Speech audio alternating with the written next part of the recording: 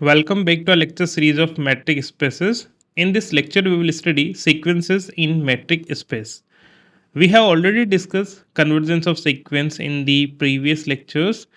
हमने real answers में भी सीक्वेंस और उसके कन्वर्जेंस की बात की है, साथ ही हमने डाइवर्जेंस और ऑसिलेशन को भी डिस्कस किया है। हमने ये देखा है when we come to the epsilon definition, हम ऑलवेज एक स्टेज को आइडेंटिफाई करते हैं जिसके बाद सीक्वेंस की टर्म एक पर्टिकुलर पॉइंट के एप्सिलॉन नेबरहुड में ही रहे, राइट। हम क्योंकि डिस्टेंस को यूज़ करते हुए एप्सिलॉन नेबरहुड को डिफाइन करते हैं जहाँ पर हमने that is distance between two point in real analysis, हमने वो वाला मैट्रिक यूज़ किया था, दैट इज़ द स्टैंडर्ड और यूजुअल मैट्रिक, राइट। अब हम यहाँ पर ये देखेंगे क्योंकि एक ही सेट पर हम डिस्टेंस को अलग अलग तरीक़ों से, अलग अलग डेफिनेशन से मेज़र करते हैं, तो हम इन्हीं कन्वर्जेंस को उन अलग अलग मैट्रिक के साथ डिस्कस करेंगे। Okay, let me write for the definition and some key points related to the convergence of a sequence, and then we will understand the convergence of sequence in metric space. Okay, जहाँ पर हम एक ही set के लिए उसके अंदर sequences को consider करेंगे और फिर उन सीक्वेंसेस का कन्वर्जेंस अलग अलग मैट्रिक्स के साथ देखेंगे। Okay, so first of all, let me write the definition of a sequence, then we will come to the convergence of a sequence. Okay, so first definition, and this definition will define sequence in a metric space. So we have let x comma d, so x is a non-empty set and d is a metric, okay, be a metric space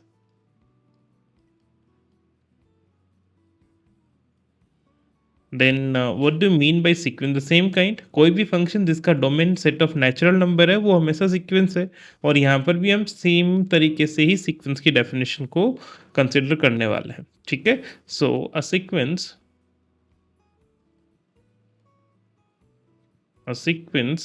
of points of x is a function f from set of natural number n into the non-empty set x. Okay, ये general definition है। जब भी आप sequence को किसी भी space में define करेंगे, this will be the definition जहाँ पर set of natural number will be the domain, या फिर आप ऐसा कह सकते हैं कि कोई भी ऐसा फंक्शन जिसका domain set of natural number है वो एक सीक्वेंस को रिप्रेजेंट करता है। अब अगर इसका रेंज सेट रियल नंबर है तो वो रियल सीक्वेंस है, कॉम्प्लेक्स नंबर है तो कॉम्प्लेक्स सीक्वेंस है, कोई एक्स है तो वो एक्स में एक सीक्वेंस है, लाइक दैट। ओके, सो हम यहाँ पर ये क्या कह सकते हैं, क्योंकि फंक्शन है और हमें पता है कि जब हम इस तरीके से सिनेरियो कंसीडर कर रहे हैं, यहाँ पर suppose this is R n set of natural number and this is our x. okay, x can be any non-empty set. तो अगर हम कह रहे हैं कि f यहाँ से n से x में डिफाइन एक फंक्शन है, इसका मतलब ये फंक्शन की डेफिनेशन को फुलफिल करेगा, और उस केस में हमें हर एक नेचुरल नंबर के लिए we will have a unique point in x, right? That is the actual definition of f. So what we can say, sequence के अंदर हमें हर एक नेचुरल नंबर की x में एक यूनिक इमेज मिलेगी। Okay, so I am writing this point here that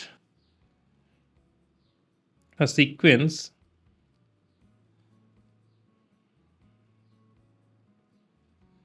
assigns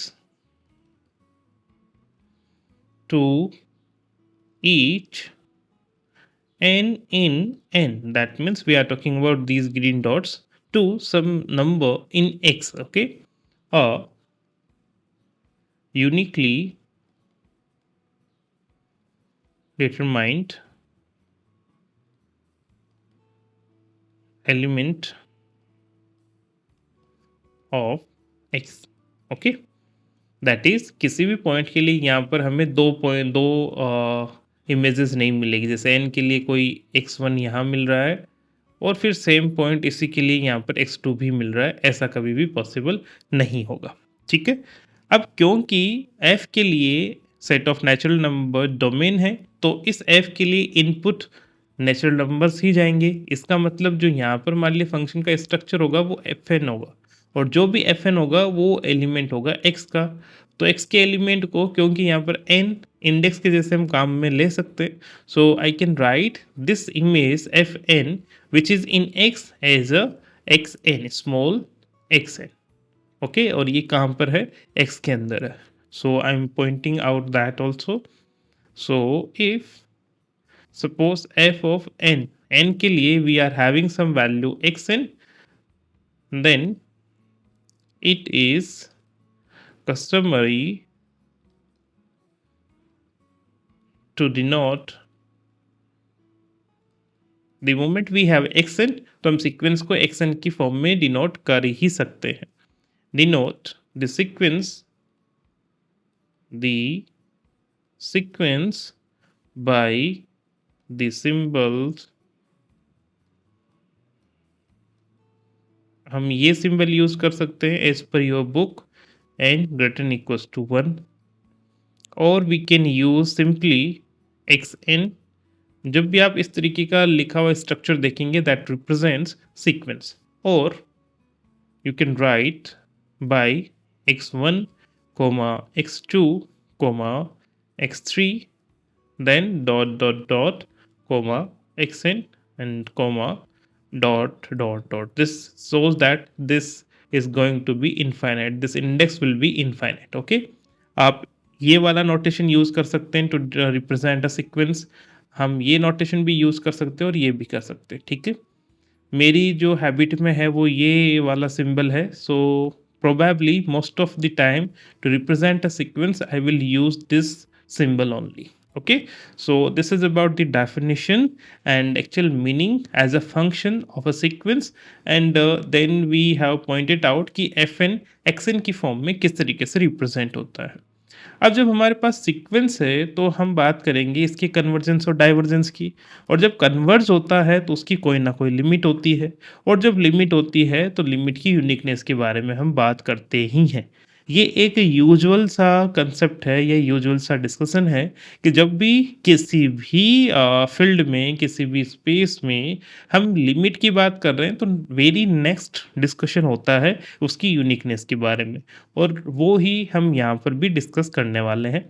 but उससे पहले let me tell you the definition of limit of a sequence in metric space. So definition, and this definition will define limit of a sequence। so what do we mean by limit? so let जैसे एक आप difference समझो आसानी से, हमने real analysis में इस तरीके का नोटेशन यूज़ किया है। ठीक है, x n minus x time. अब क्योंकि हमने इनिशियल लेक्चर में ही पढ़ा था कि इस जो ये मॉडुलस है, इस फंक्शन के अलावा भी हम कई सारे मेथड्स हैं, कई सारी मैपिंग्स हैं जिनके थ्रू डिस्टेंस को फील कर सकते हैं। तो in place of this distance, जिसको हमने यूजुअल या फिर स्टैंडर्ड मैट्रिक की फॉर्म में पढ़ा था, इसके अलावा भी हम कई सारी मैट्रिक यूज़ कर सकते हैं। तो यहाँ पर जो मेजर डिफरेंस है कि हम यहाँ पर इस मैट्रिक को या फिर इस डिस्टेंस फंक्शन को लिमिटेड नहीं रख रहे हैं, हम जनरल एक मैट्रिक में डिस्कशन कर रहे हैं कि कोई भी डी हो वहाँ पर वो डी एक डिस्टेंस को ही मेजर करता है, बस उसको मेजर करने के मेथड्स अलग अलग हैं। ठीक है, so let now we are not saying कि हम इसी में ही मेजर कर रहे हैं। Now we are saying let d be any metric. Okay, d be a metric. Okay, और ये कैसा भी हो सकता है, जब डी यूजुअल की फॉर्म में होगा तब ये इस तरीके से मेजर हो जाएगा। ठीक है, be a metric on a set uppercase x, and then we need to have a sequence xn where n is greater than equals to 1, b sequence in the set uppercase X. Okay, an element X in uppercase X is said to be limit, said to be a limit of the sequence xn n greater than equals to 1 if I'm writing the epsilon definition, if for every epsilon positive there exists some states, there exist, and states always determined by some positive number. So there exists a natural number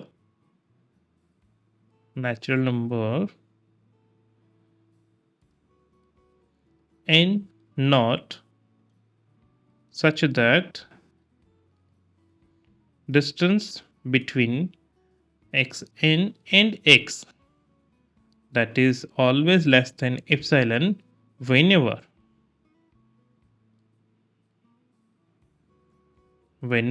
we have this n is greater than equals to n naught. Okay, तो what we are trying to say कि हम हमेशा index, क्योंकि natural number ही है, तो suppose हमारे पास ऐसा sequence है, ये 1 की इमेज है, ये 2 की इमेज है, यहाँ से सीक्वेंस स्टार्ट हो रहा है।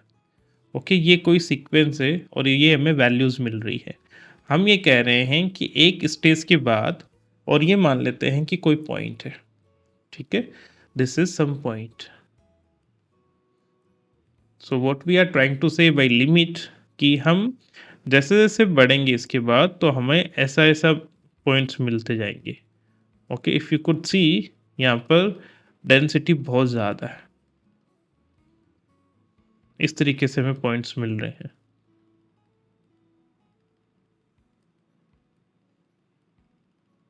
ओके, ये सारे में पॉइंट्स ही, ये हर एक n की वैल्यू के लिए we have the x एन्स,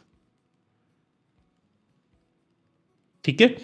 so what I am trying to say is that कि अब आप इस रेड डॉट के आसपास एप्सिलॉन, क्योंकि हम ऐसा नहीं कह सकता कि कोई भी एप्सिलॉन चूज करो, यू कैन से कि मैं बड़ा एप्सिलॉन चूज करूंगा, छोटा एप्सिलॉन चूज करूंगा, we can't say this, but you can understand कि इस रेड डॉट के आसपास हमें ये पता है that, let me draw that also. So this is for 1, this is for 2, है ना, ये 2 की इमेजेस है ना, this is image of 2, this is image of 3 and so on. हम कह रहे हैं कि एक स्टेज के बाद we have this point. Okay, ये किसकी वजह से आ रहा है, this is our n naught. इस एन नोट के बाद सीक्वेंस की जितनी भी टर्म है वो इस एक्स की इप्सिलॉन नेबरहुड में ही है। अगर अगर हमें किसी भी सीक्वेंस के लिए ऐसा सिनेरियो मिल रहा है तो हम ये कहेंगे कि for this sequence this red dot is limit. Okay, एक स्टेज के बाद सीक्वेंस के सारे पॉइंट आप ये देख पा रहे हैं, एन नोट के बाद जितने भी पॉइंट हैं वो सभी इस इप्सिलॉन डॉट के इस रेड डॉट के इप्सिलॉन नेबरहुड में ही लाई कर रहे हैं।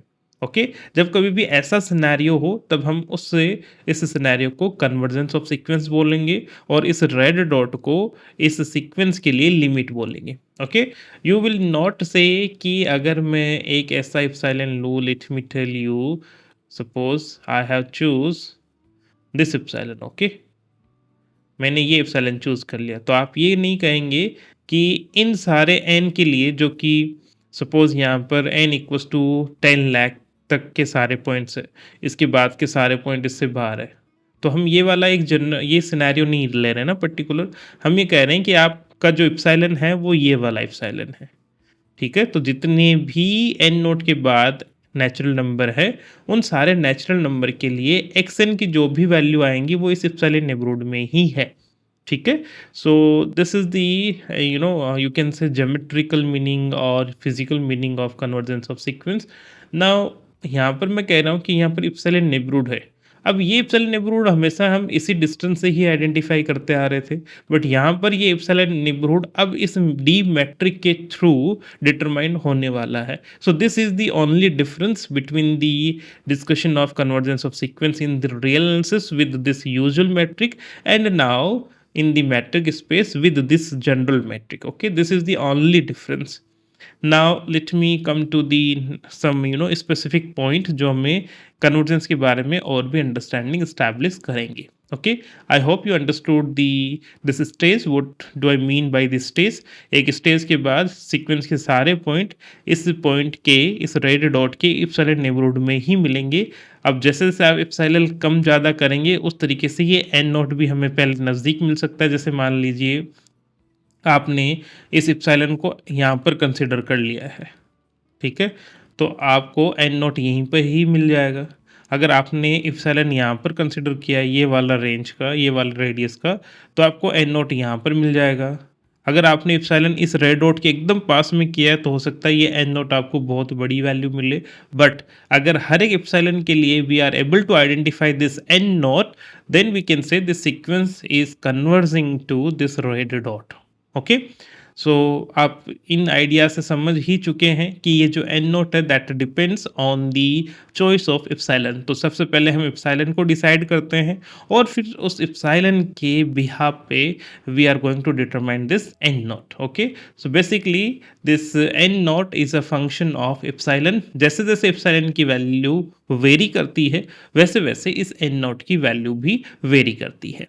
ठीक है, सो लेट मी राइट सम टर्मिनोलॉजी जो कि हम कन्वर्जेंस के केस में यूज करते हैं. So first of all we have that in this case whenever this xn converging to this point x, what we say in this case we also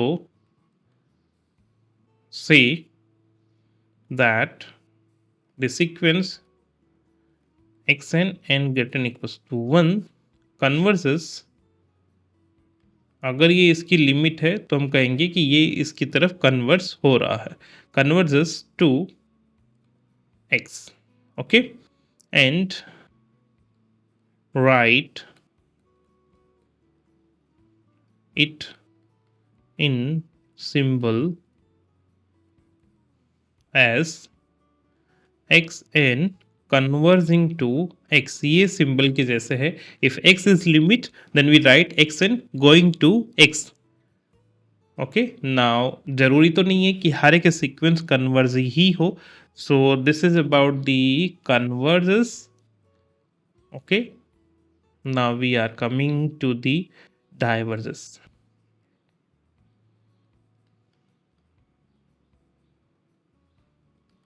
So what do you mean by diverse? That if there is no such x, we say that the sequence diverges. Okay, जैसे कि हम ये कहें कि हमारे पास ये sequence है और ऐसा कोई पॉइंट मिल ही नहीं रहा है कि जिसके लिए हमें कोई ऐसी स्टेज मिल जाए कि जिसके बाद सारे पॉइंट इसी पॉइंट के किसी न किसी नेबरहुड में ही लाइक कर रहे हो. अगर ऐसा नहीं मिल रहा है तब हम कहते हैं कि हमारा सीक्वेंस डाइवर्ज्ड सीक्वेंस है. ठीक है, ये कैसे मेजर करेंगे? हम ये कह रहे हैं कि हमने सपोज ये स्टेज डिसाइड किया कि इस स्टेज कोई हमें एप्सिलॉन गिवन था और उस एप्सिलॉन से हमें ये एन नोट मिला.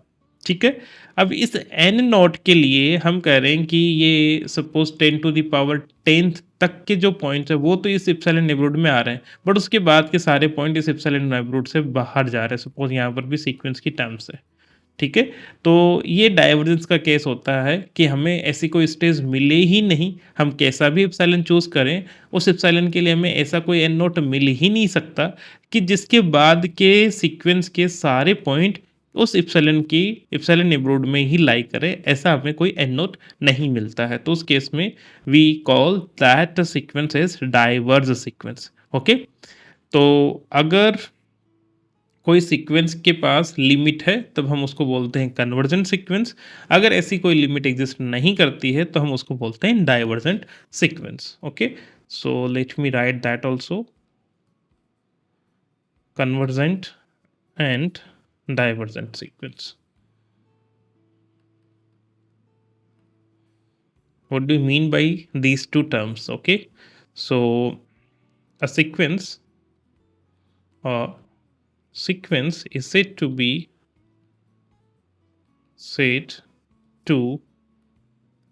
be convergent if it converges to some limit and divergent otherwise.